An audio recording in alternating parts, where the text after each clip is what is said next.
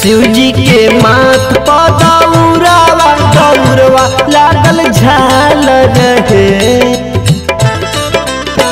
शिव जी के माथ पदौरावा दौरवा लागल झालर रहे। ललना संगवे में चलली भवानी बरतिया करे छठ के नुहे। ललना संगवे में चलली भवानी बरतिया करे छठ के नुहे।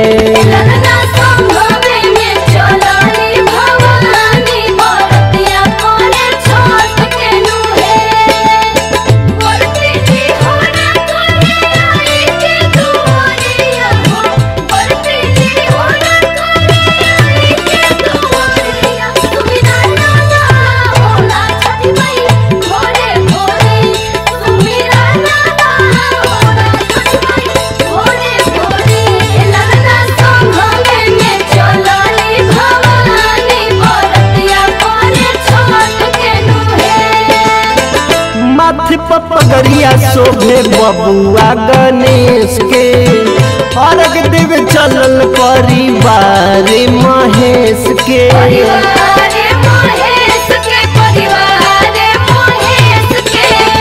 माथे पगड़िया शोभे बबुआ गणेश के अर्घ देव चलल परिवार महेश के।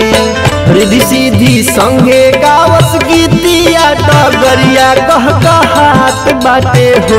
ललना संगवे में चलली भवानी बरतिया करे छठ के नुहे। ललना संगवे में चलली भवानी बरतिया करे छठ के नुहे।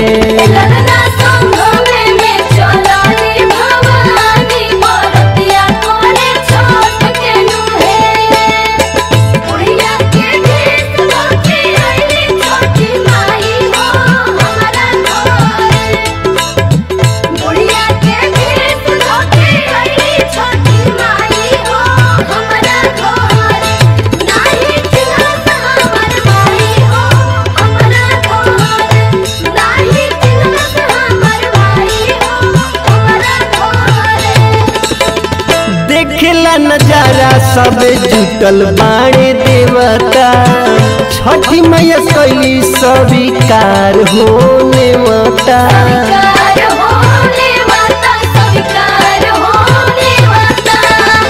देखेला नजारा सब जुटल बाणे देवता छठी मैया कैली स्वीकार हो नेवता।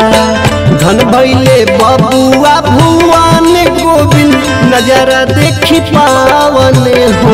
ललना संगवे में चलली भवानी बरतिया करे छठ के नुहे।